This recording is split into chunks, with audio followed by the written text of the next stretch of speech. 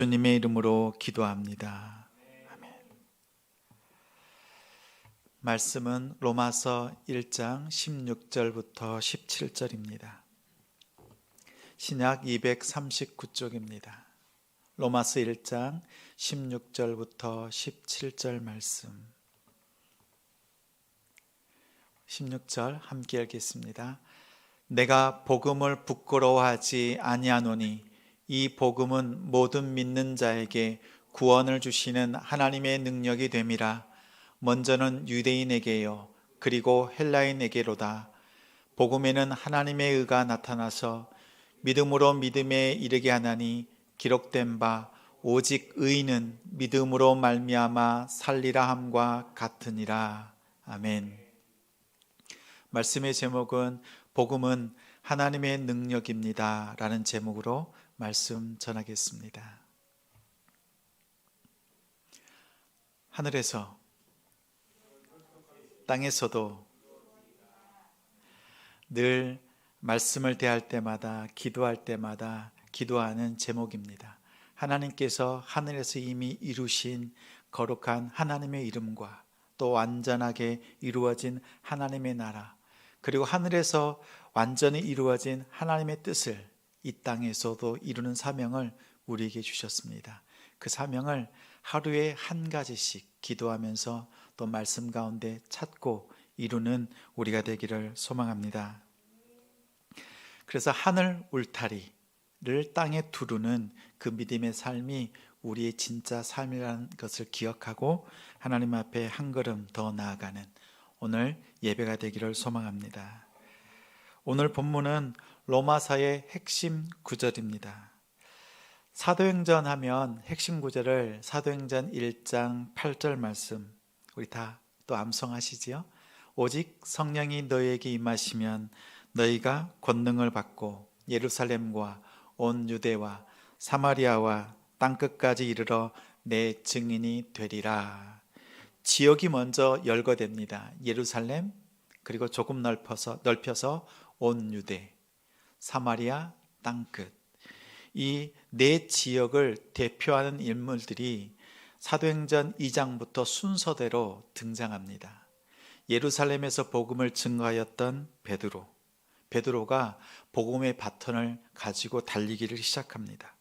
온 유대는 스데반 집사의 죽음을 통해서 온 유대의 복음이 힘있게 증거되었습니다. 세 번째 사마리아는 빌립 집사를 통해서, 마지막은 사도 바울을 통해서 땅끝, 사도 바울이 바라보았던 땅끝은 지중해 서쪽에 있었던 스페인입니다. 스페인 지역을 바라보면서 복음을 전하기를 힘쓰고 애썼습니다. 호랑이를 잡으려면 호랑이 굴로 가야 합니다. 그것처럼 바울은 1차, 2차, 3차 전도 여행을 마치고 그의 시선이 로마로 향합니다. 그리고 그 시선은 하나님께서 바라보시는 그 로마, 우상 숭배의 그 변방에 있다가 그 중심이었던 로마의 심장부로 들어갑니다. 그럴 때 오늘 본문의 말씀이 16절, 17절인데 나아가면서 이렇게 얘기를 합니다. 내가 복음에는 사도행전의 복음을 전하는 그 네 인물과 네 지역을 언급한 것처럼 로마서 1장 16절, 17절에는 바울은 힘줘서 말합니다. 나는 복음을 증거합니다. 그리고 로마에 있는 성도 여러분, 제가 전하는 이 복음과 여러분이 들은 그 복음, 다른 것이 아니라 동일한 복음인데 이 복음을 전하는 일에 함께 동력하기를 원합니다. 그리고 땅끝까지 복음을 증거하는 증인으로 나와 함께 이 복음을 전하지 않겠습니까? 라는 목적을 가지고 로마서 편지를 보냈습니다.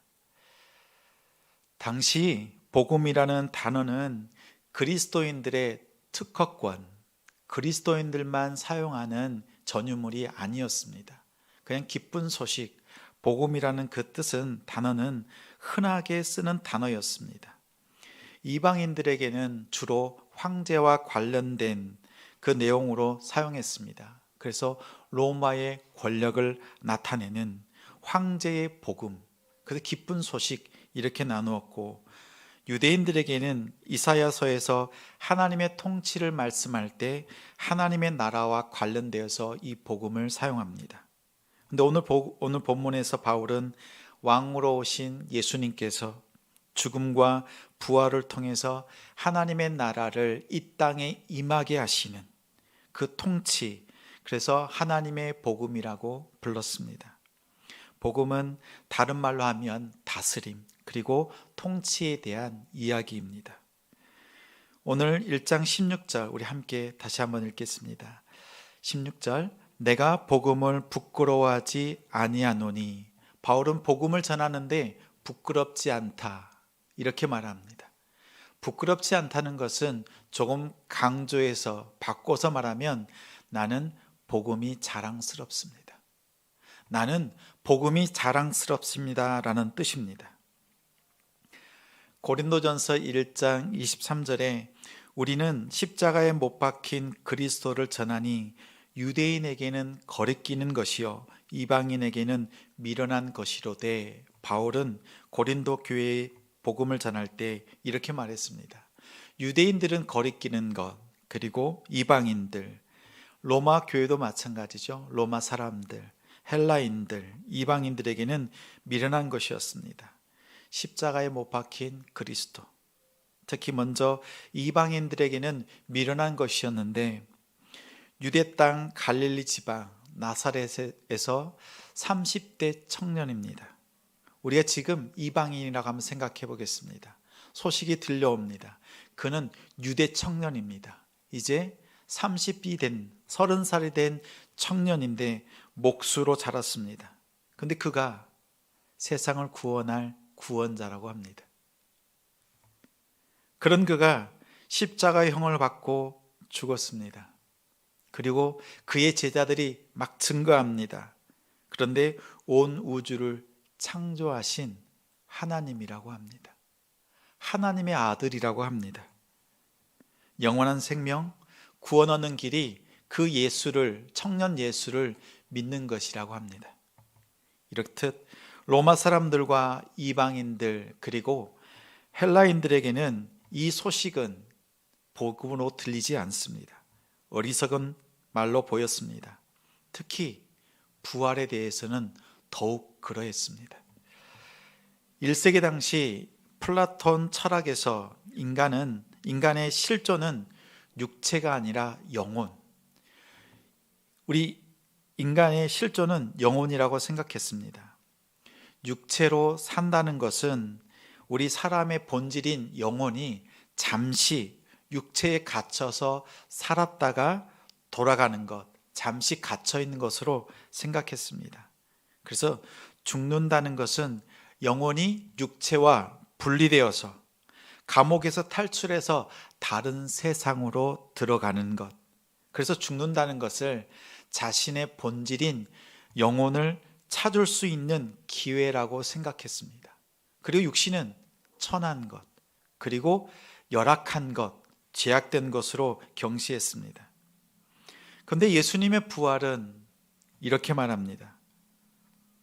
육체를 떠났던 영혼이 죽어서 육체를 떠났던 영혼이 다시 그 열악한, 죄가 가득한 그 육체로 들어오는 것입니다. 육체를 떠나는 것이 사람의 그 본질인 영혼을 발견하는 것인데, 오히려 다시 육체로 들어온다고 하니 이것은 어리석고 또 어리석은 것입니다. 만약 부활에 대해서, 예수님의 부활에 대해서 영혼의 부활이라고 강조했다면 그나마 설득력이 있을 테인데, 예수의 부활은 육체의 부활입니다. 육체의 부활, 죄로 인해서 죽었던 우리의 육체에 다시 영혼이 들어와 다시 살아나는 그 육체의 부활을 말합니다.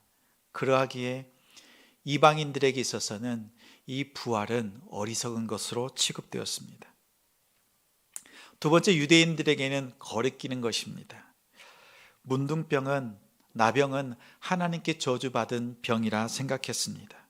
이것처럼 나무에 달려 죽는 것, 그것도 하나님께 저주받는 것이었습니다.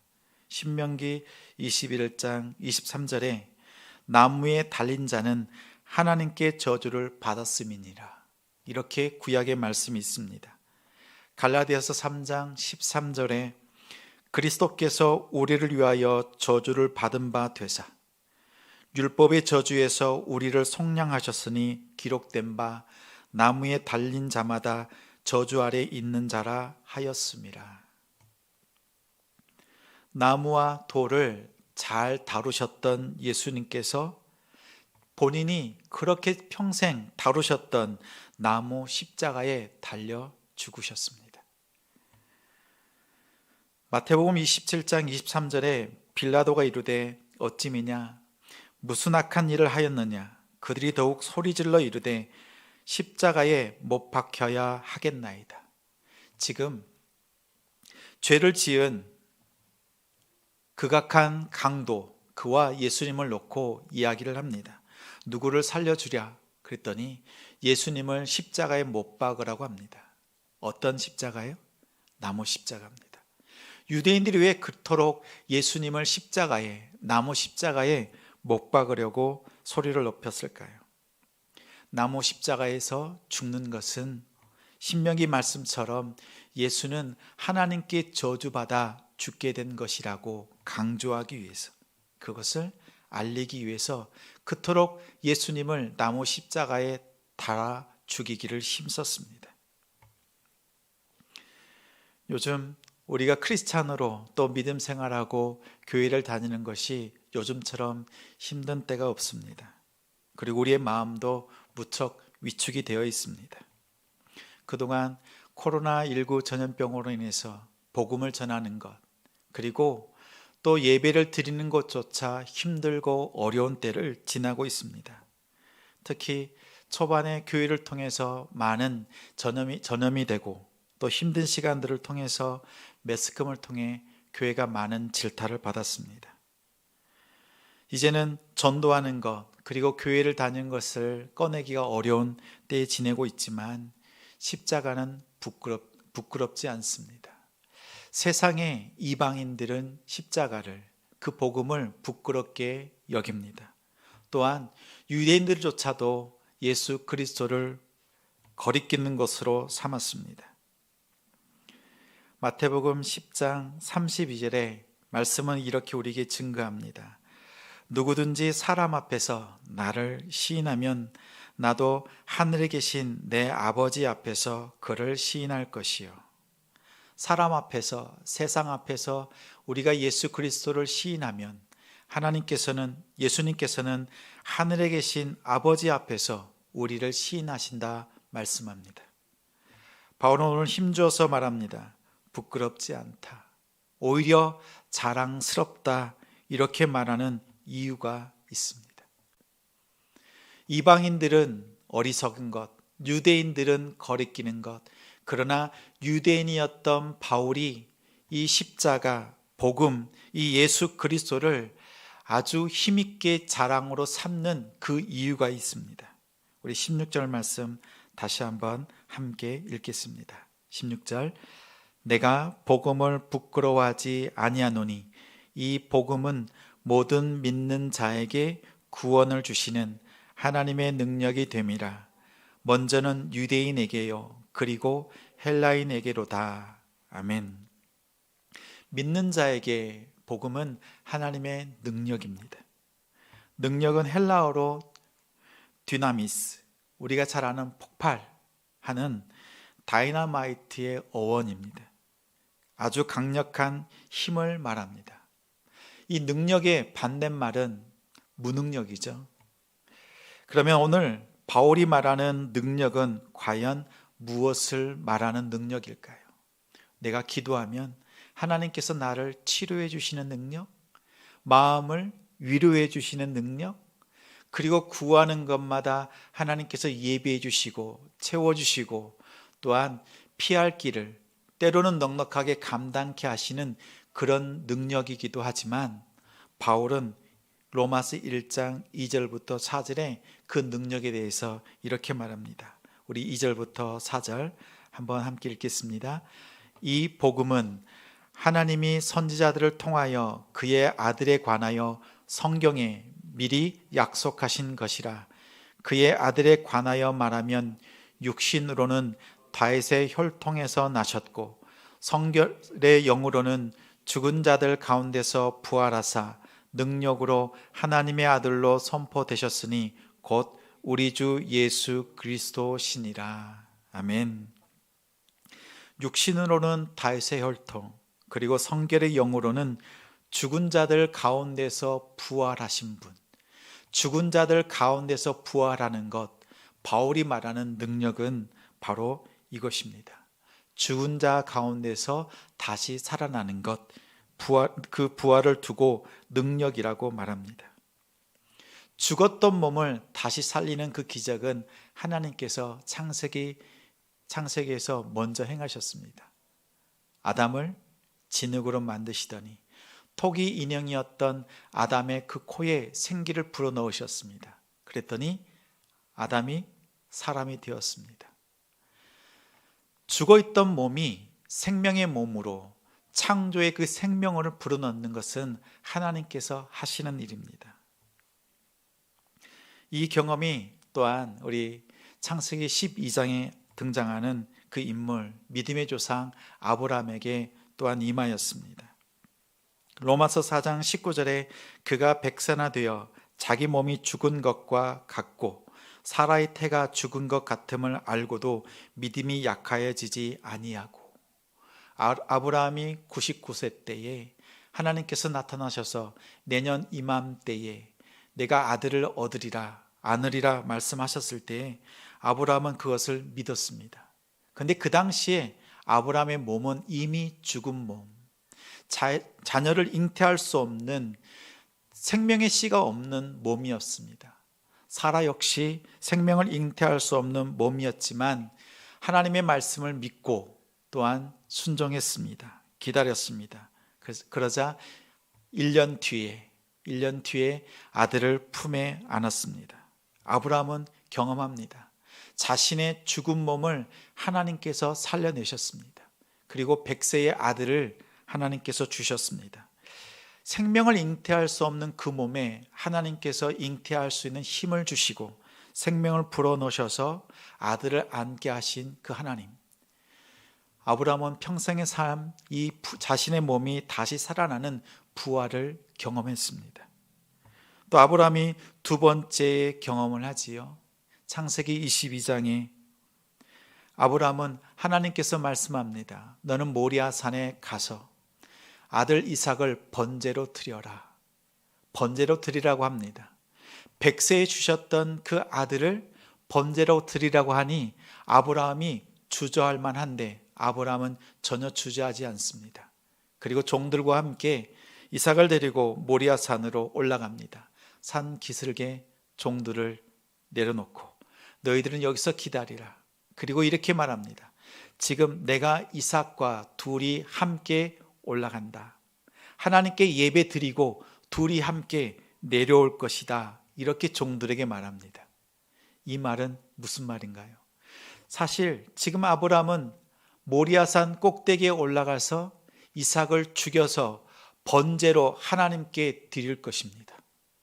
그런데 내려올 때 이 이삭과 함께 내려올 것이라고 믿음으로 고백합니다. 이것에 대해서 히브리서 11장 19절에 이렇게 말씀합니다.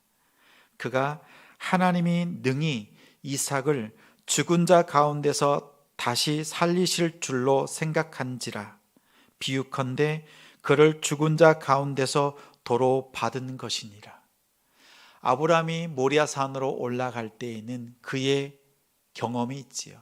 자신의 몸을 다시 부활시키셨던 하나님께서 이 이삭을 내가 하나님께 번제로 바친다면 하나님께서 모리아산 꼭대기에서 다시 그 이삭을 살리셔서 함께 모리아산을 내려오게 하실 것이라는 확실한 믿음이 있습니다. 이것이 부활 신앙, 부활의 믿음입니다. 이처럼 아브라함의 믿음으로 나아갔을 때 하나님께서는 아브라함의 믿음을 받으셨습니다. 그리고 미리 준비하셨던 수당을 통해서 여호와 이레의 예배를 받으시고 하나님께서 이삭을 죽이지 않으시고 그를 아브라함과 모리아 산을 내려올 수 있도록 인도해 주셨습니다. 아브라함의 믿음은 부활의 믿음, 부활의 신앙입니다. 로마서 4장 23절부터 25절의 말씀은 이렇게 말합니다. 그에게 의로 여겨졌다 기록된 것은 아브라함만 위한 것이 아니요 의로 여기심을 받은 우리도 위함이니. 우리가 아브라함의 믿음을 가지고 있습니다. 또 아브라함의 그 믿음이 우리의 그대로 전수되어 있습니다. 그 믿음은 곧 예수 우리 주를 죽은 자 가운데서 살리신 이를 믿는 자니라. 우리가 믿는데 예수 그리스도를 죽은 자 가운데서 살린 그 믿음. 25절에 예수는 우리가 범죄한 것 때문에 내 줌이 되고 또한 우리를 의롭다 하시기 위하여 살아나셨느니라. 예수님께서 육체로 죽을 수밖에 없었던 것은 우리의 죄 때문입니다. 죄로 인하여서 십자가에 죽는 것, 말씀에 정해진 대로 예수님은 그 말씀을 완성시키셨습니다.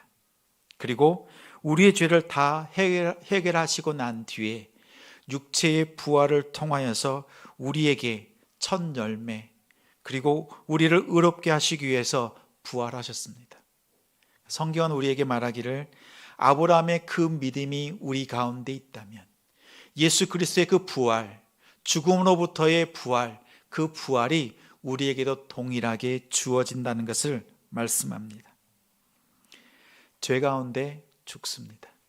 죄 가운데 우리가 죽었지만 우리는 다시 살아납니다. 예수 그리스도의 부활이 곧 나의 부활이 됩니다. 이것은 아브라함의 믿음을 다시 한번 분석하고 현미경으로 살펴본 결과 예수님의 믿음과 동일하고 우리가 가지고 있는 그 믿음 역시 동일하다. 믿음의 DNA가 같습니다. 그래서 말씀은, 성경은 우리에게 분명하게 강조하며 말씀합니다. 아브라함의 믿음이 우리 가운데 있다면 예수 그리스도의 부활이 우리의 부활이라고 성경은 우리에게 증거합니다. 이것이 바울이 말하는 능력입니다.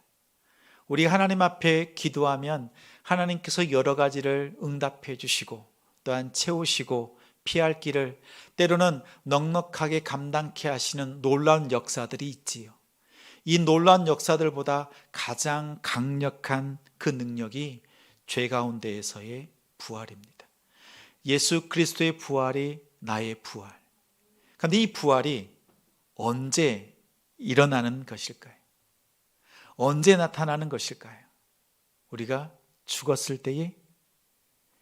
성경은 우리에게 말합니다. 이 부활은 우리의 일상생활에서 매일 경험되어지는 부활이어야 합니다. 능력이니까요. 그 능력이 우리가 육신이 죽었을 때뿐만 아니라 우리가 가정에서나 일터, 또 사업장, 학교, 하나님이 보내신 그 어떠한 곳에서든지 이 복음의 능력을 사용하고 나타내는 우리가 되기를 소망합니다. 매일같이 말씀을 묵상합니다. 제가 이렇게 책 한 권을 겉표지를 싸가지고 다닙니다. 이것은 매일 묵상하는 큐티책, 생명의 삶입니다. 제가 종이로 써서 다니니까 딸이 저한테 이렇게 얘기합니다. 아빠, 큐티책이 부끄러워요? 제가 어디를 가든지 말씀을 묵상하기 위해서 들고 다니는데 저한테 이렇게 말을 했습니다. 그래서 제가 이렇게 마음으로 이렇게 얘기를 했습니다. 이 큐티책은 저의 일기와도 같습니다. 이 안에는 저의 마음, 그리고 하루에 있었던 크고 작은 일들을 간단하게 기록해서 관리하고 또 가지고 있습니다. 그리고 하나님 앞에 말씀으로 은혜 받았던 것들을 기록하는데 마치 일기와 같아서 누구든지 쉽게 보지 못하도록 이렇게 책갈피에 또 책갈피를 끼워 놓고 이렇게 표지로 가지고 있다고 마음으로 생각을 했습니다. 그러면서 늘 묵상하는 것이 말씀입니다. 그리고 또한 기억하는 것이 이 말씀이 우리의 생각과 우리의 마음에만 머무는 것이 아니라 우리의 생활에 직접 나타나기를 소망합니다. 일터에서 또 누구를 만나든지 이 능력의 삶이 우리 가운데 나타나기를 주님의 이름으로 축원합니다. 예수님께서 십자가에 죽으셨다, 부활하셨다는 것은 우리가 2000년 전에 일어난 이야기를 듣고 나누는 것이 아닙니다. 2000년 전의 스토리가 아니라 오늘 또 나의 삶의 그 부활이 능력으로 나타나는 것, 그것은 우리가 감춘다고 해서 감추어지는 것이 아니고 또 우리가 말하지 않는다고 해서 나타나지 않는 것이 아니라 우리가 주님의 이름으로 그 부활의 능력을 살아갈 때 자연스럽게 그 향기가 나타날 수밖에 없고, 그리고 그 옆에 있으면 그 주님의 능력과 주님의 그 사랑이 드러날 수밖에 없는 우리 일상에 그리스도의 부활이 능력으로 나타나기를 소망합니다. 우리가 입술을 열 때뿐만 아니라 우리가 기도하고 믿음으로 살아갈 때에 그 믿음의 삶을 살아나는 우리가 되기를 소망합니다. 붕어빵과 계란빵, 그 차이가 무엇인지 아십니까? 붕어빵과 계란빵의 차이. 붕어빵에는 붕어가 없습니다. 계란빵에는 계란이 있습니다. 여러분은 크리스찬입니까?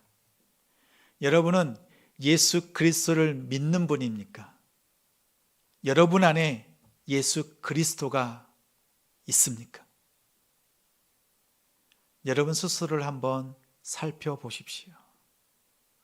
붕어빵처럼 살아가지 않은지, 모양은 예수를 믿는 사람처럼 보입니다.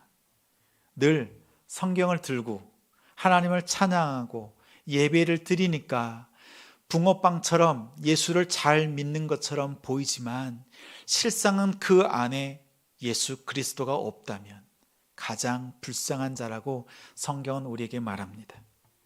우리 안에 예수 그리스도가 나타나는 것은 자연스러운 일이지만 우리가 우리 자신을 스스로를 살피고 또 살펴야 될 이유가 여기에 있습니다.